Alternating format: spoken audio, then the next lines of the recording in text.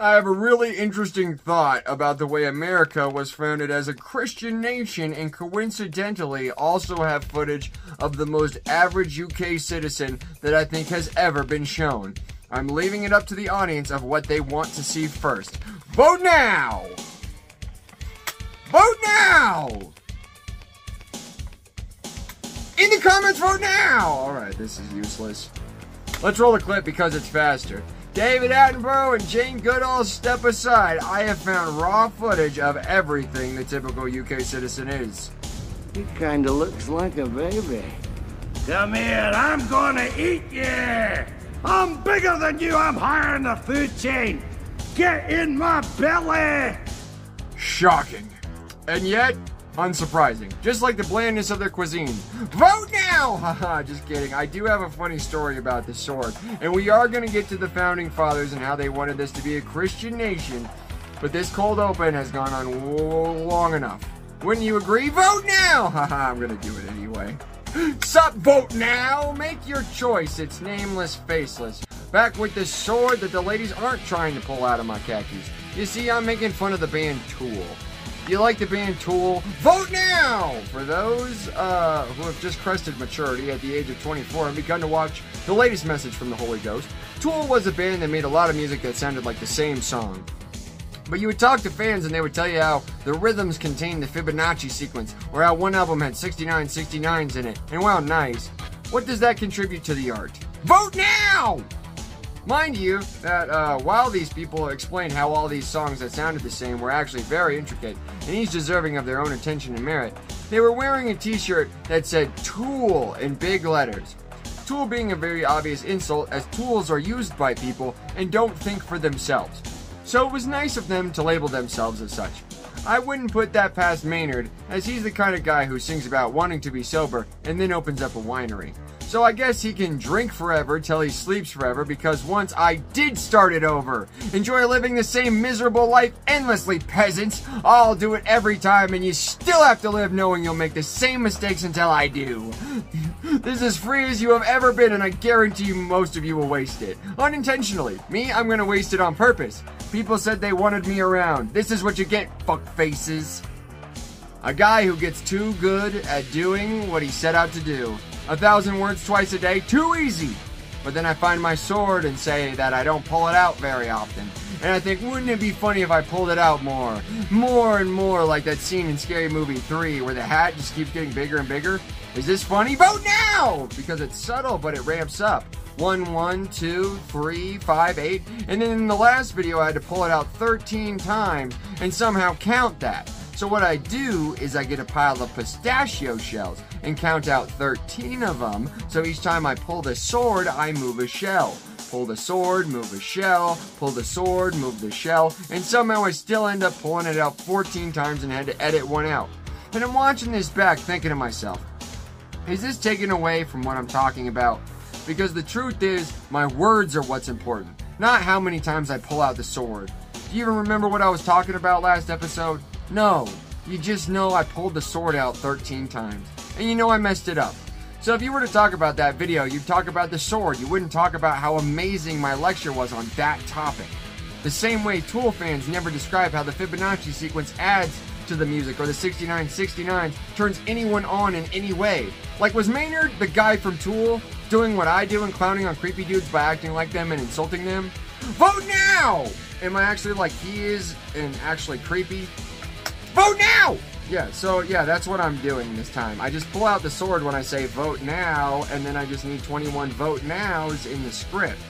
The obvious drawback being either having to account for the times I said pull the sword, move the shell, or not demonstrate that, or third option, vote now on what I did. Perhaps counterintuitively, I think this makes my argument more coherent.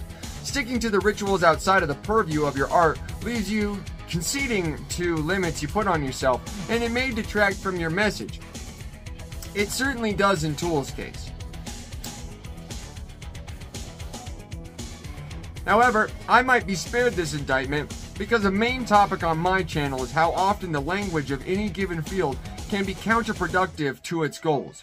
For my Tool fans, I'm better than Maynard because I get my point across while your lead singer is too busy swallowing the rest of the shit in his mouth. Anyone who disagrees can vote now! Because this nation was founded upon Christianity being practiced, but not in the way people think. People think I'm playing about this Bible shit, but get this. So in proto-society, we have 4 main groups that allow for division of labor.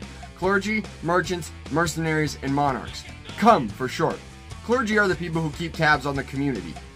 Keep them humble and let them know who needs help and what's coming up. They keep the history of the town or the people around them. This allows artisans and contractors in a community to know who to scout, and it allows trade to be filled as needed. Merchants move goods from artisans to buyers. This allows artisans to specialize, and now you can trade shoes for shirts. Farmers count as artisans in this model of society. Food for shirts. Mercenaries are basically riffraff that sorts out the riffraff, and then not everyone needs to know how to fight, because if some riffraff shows up, we've got a little of our own.